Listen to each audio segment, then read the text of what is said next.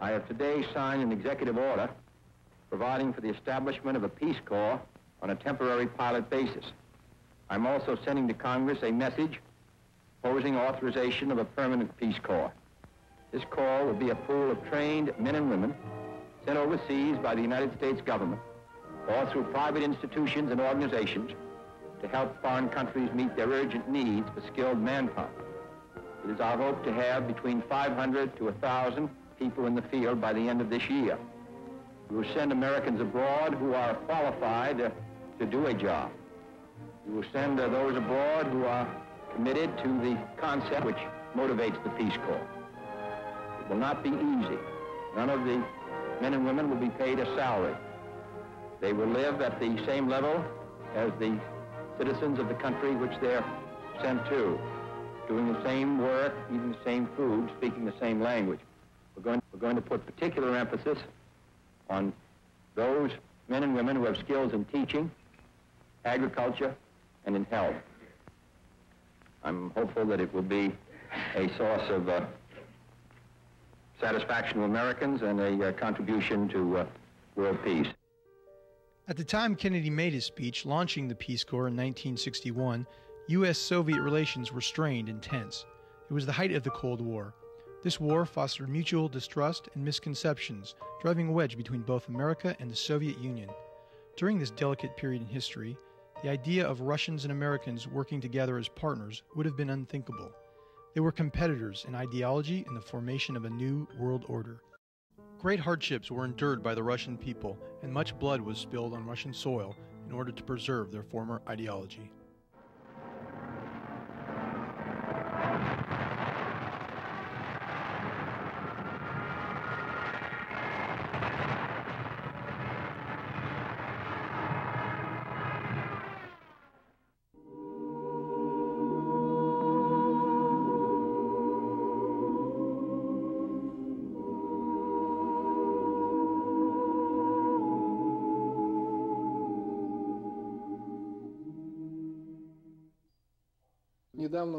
Up until October 1991, I was Rocket Division Commander. Working for the military forces of the Soviet Union, we were constantly increasing our fighting readiness because there was a resistance between the United States and the Soviet Union.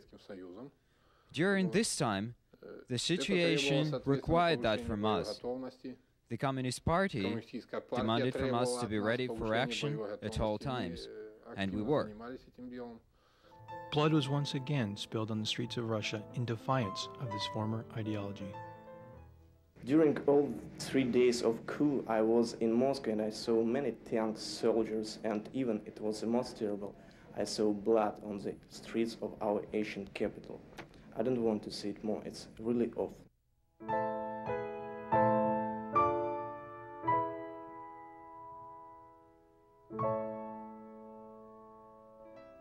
With the breakup of the Soviet Union, Russia was reinventing itself.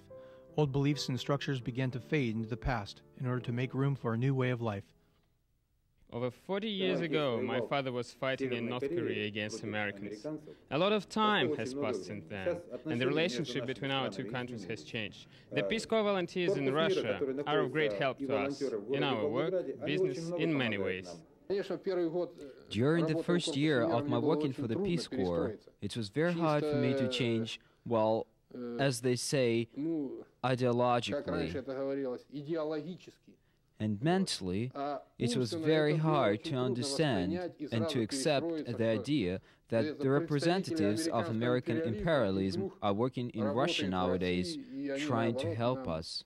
It was more than 25 years back, sometime between 1965-68, when I've been working for one of the United Nations projects. It was a telecommunication project in Kabul. And there was Miss Bartki, an English teacher, who was working for the Peace Corps and for this United Nations project. That was my first encounter with the Peace Corps people. At that time, our official propaganda was very much against the Peace Corps, To their judgment, it was an organization filled up with special service agents and so on and so forth. But that Miss Bartke never reminded me already of those people, of those special service agents or anything. And even after a long while, let's say 5-6 years back, I would never believe that the Peace Corps would ever operate here in Russia. But the things turned in such a way that me and some of my former students are working now for the Peace Corps. At the end of World War II, Russian and American soldiers met on the river Elbe to celebrate their victory over Nazi Germany. In order to face the future together, and as the winds of the Cold War were warmed by the process of change, bridges were once again erected between Russia and America. In June of 1992, the Peace Corps was given the unique opportunity of an invitation to enter Russia. An agreement was signed between the Prime Minister of Russia and the Director of the Peace Corps to bring the first group of volunteers into Russia, into two regions, the Volga region in western Russia and the Russia Far East. The Peace Corps volunteers would be spending over 2 years working side by side with their Russian counterparts. The mission on both sides was to begin to cross this newly erected bridge. This program is a look inside the first Peace Corps mission to Russia by focusing on the cities in western Russia. We will talk with business leaders, government officials, Peace Corps volunteers, and staff. Our attempt will be to assess and track the results of this symbolic first step into the future by efforts being made today, and to witness firsthand how far our two countries have come. A person must climb many stairs and overcome many obstacles as they ascend the stairway to success. We begin our trip through western Russia in Nizhny Novgorod. Nizhny Novgorod is the third largest city in Russia with a population of 1.5 million people. It was a closed city until 1991. Determined to make up for lost time, Nizhny is one of the leading Russian cities in the market reform movement. Andrei Sakharov lived and performed much of his nuclear research in Nizhny Novgorod. Nizhny is famous for its annual Russian fair, which was recently revived. Maxim Gorky wrote many of his famous plays and stories while living in Nizhny Novgorod. Though there was not a single private firm in the Nizhny Novgorod region 3 years ago, in 1993, 30,000 of them were registered. Any kind of reform process requires a change of mentality, a change of culture, a change of values and of common ideas. That is why, when changing an entire economic and legal structure, there are many obstacles to overcome, and there should be much effort invested in changing people's minds and their psychology. It is in this particular area where we need the most help. And it seems to me that Peace Corps volunteers assist in this process of psychological adaptation. At the beginning of 1994, we contacted the local Nizhny Novgorod department of the United States Peace Corps with a request to assist us in creating a business plan. The purpose of this request was to help us find an investor for the development and the modernization of our enterprise. In 1991, we had only 4 main customers. Now, as a result of our efforts, we have thousands of them. I think the biggest adjustment I faced when I came to Russia was that as a woman, no one expected me to really understand anything about business. I met with lots of clients who at the first meeting, after I walked in and introduced myself, they would say, we were expecting a man. And I'd go and get one of my male colleagues and they'd meet with them. But here in Russia, people have treated me beautifully, but at the same time, as a woman, you lose a lot of your freedom. You lose a lot of your freedom to be alone in a restaurant or out on the streets. And it's been interesting trying to adapt to that and also trying to change people's views that women can do business kinds of work. One of the biggest challenges I think that there is in terms of working with Russian businessmen is that there is sort of a communication gap between what we're asking and what they're telling. First of all, our system of doing business relies a great deal upon certain established commercial codes and a legal framework within contract law and property law that we understand and expect to be enforceable. In Russia, at this point in their conversion, contract law and property law are virtually non-existent. And if those laws exist, they are not enforceable for any real meaningful way. So Russians, as a result, have learned to really focus their business dealings not so much on the letter of the law, but on the relationships between people. Russia has had to do in 10 years what America did in 150 years. That is why those people who have recently organized their own business are very similar to American cowboys with their guns and their holsters. Our next city in western Russia is Taliati. Taliati has a population of approximately 700,000 people. Its average age is 32, and it boasts one of Russia's highest per capita incomes. It is the home of the Vaz automobile plant, which employs approximately 140,000 people. Taliati's major industries include construction, chemical production, and food processing. Before perestroika, people were practically slaves. There were strict limits on things, and people were not allowed to deviate from this established framework. Today, everyone in Russia has opportunities, practically equal to those in America, to achieve what he or she wants, and everyone can make their desires come true. The knowledge and the information that Peace Corps brings to Russia helps to provide the connection between our economical systems and our manufacturers. I think this link is also of great use for the American side. I won't even mention the Russian side, because the results of our firm are obvious. When dealing business in Russia, you're dealing with a very difficult bureaucratic system of laws and trying to register your business and trying to do things to get it off the ground. You need to be able to follow up on every detail or have people who will follow up on every detail for you. You can't assume that anything will be done. When the Peace Corps started a business center in Taliati, of course not everything was easy. It was difficult both for them and for us. And the joint work experience that we got had many obstacles. It's quite obvious that the Americans who came to Russia left their usual surroundings and entered a country very different from their own. They entered a country with many everyday political and economical problems. These people took the risk, and I am glad that their efforts were not wasted. I hope that our joint efforts will bring both sides success. The 2 years that the Peace Corps volunteers spent in Russia probably won't be the easiest years, but I'm sure they'll be the most memorable and rewarding years of their lives. Because of its strong industrial base, our next city, Samara, is often referred to as the Chicago of Russia.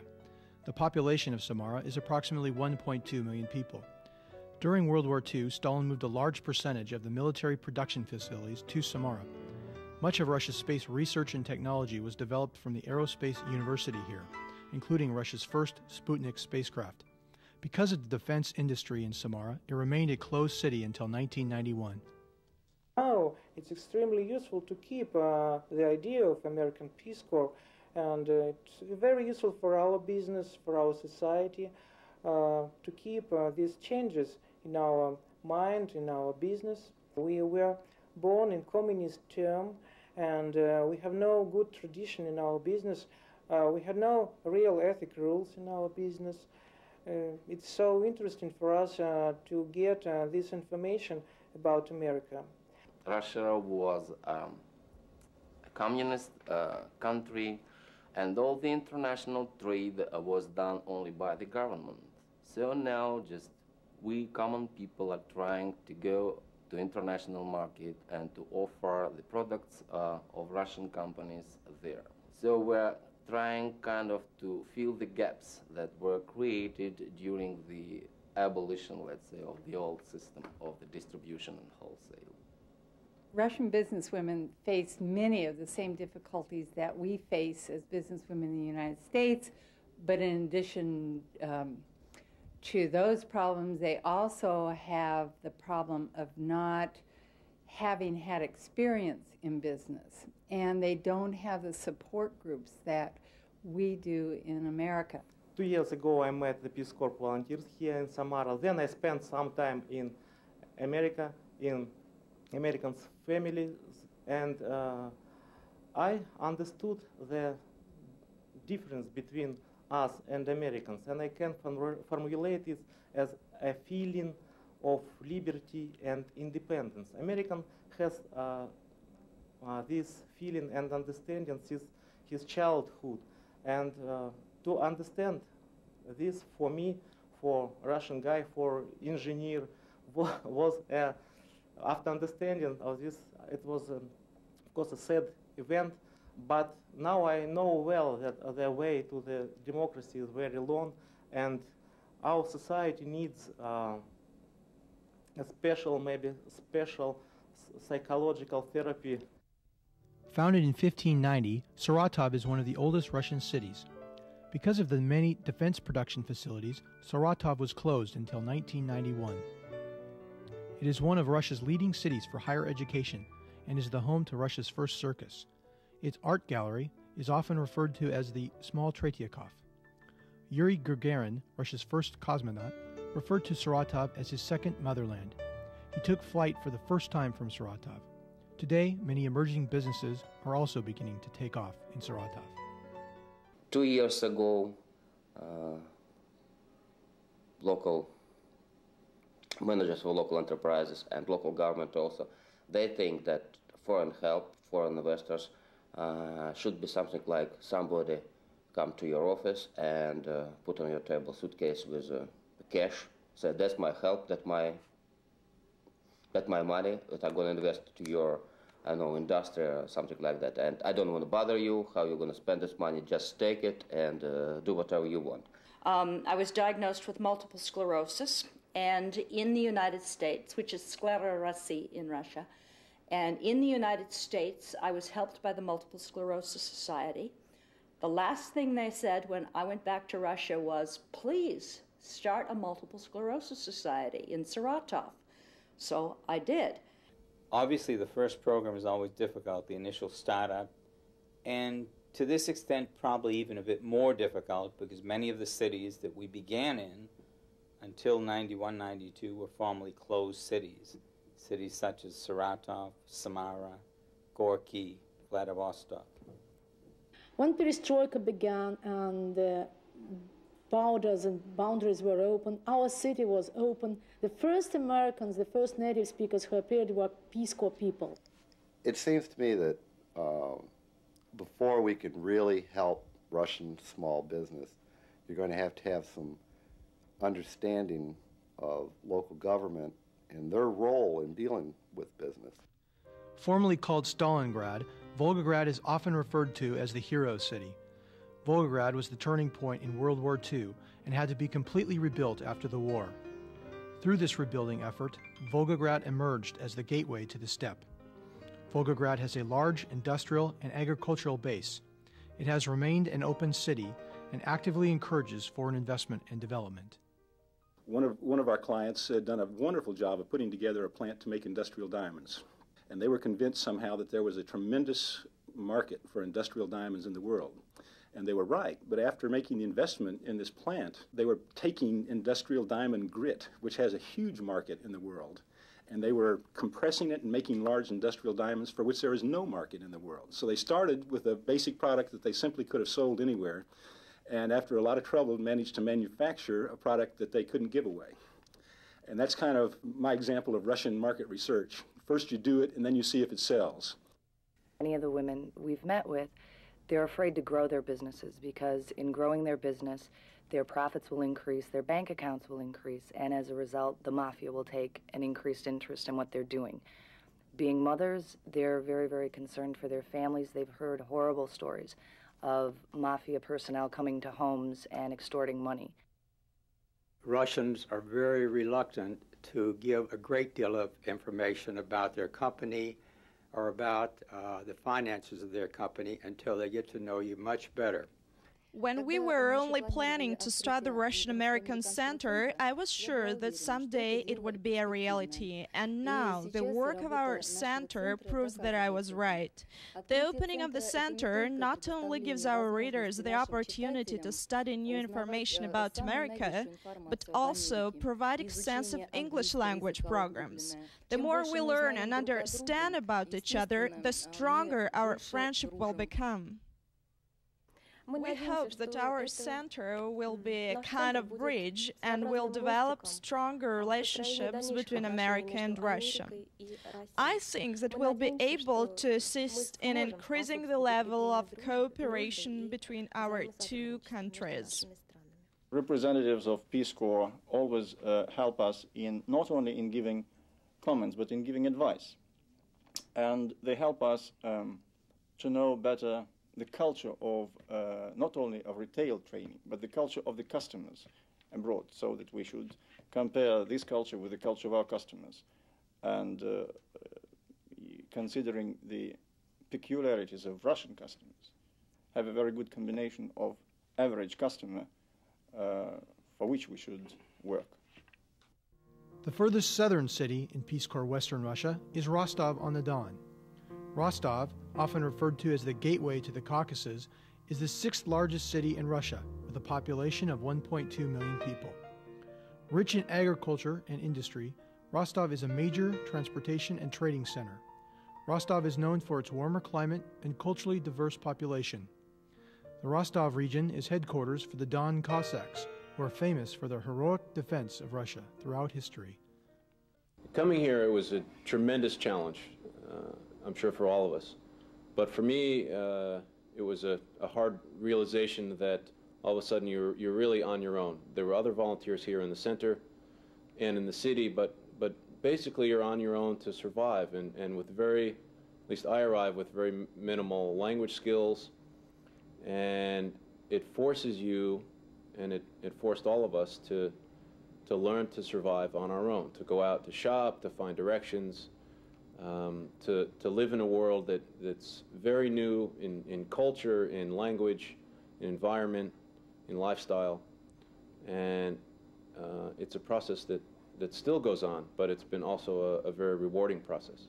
Our firm received direct consultation from the Peace Corps representatives here in Rostov. With the help of this consultation, and through our mutual efforts, we were able to start an Apple Macintosh dealership. Because of this cooperation with the Peace Corps, we are really successful in our business in the Rostov region. Peace Corps had and still has strategic goals like direct investment in brain power. And investing directly in brain power, it's the best investment I can find, maybe everyone can find in the world. Now, last year, I started working with the American organization and due to Peace Corps. And I think that was a great change in minding of the people and in developing the small business community in Rostov. To my mind, one of the main problems the Russia faces now is the problem of self-initiative of the generation. During the post-communist time, most of the people get used that somebody is taking care of them, government or chiefs, and there is no need to generate the ideas and to be initiative person. And now the time is changing, and it's high time to take care of yourself and to generate and to be initiative person. And it's a great psychological problem for especially the old generation in Russia just now. History will judge if this newly erected bridge between Russia and America will stand the test of time. But at least the increased level of knowledge and understanding, supported by the shared memories of the Peace Corps staff, volunteers, and Russians they were in contact with, will serve as a beacon for tomorrow. The future is what one makes today, and the Russians and Americans are forging a path into that future together.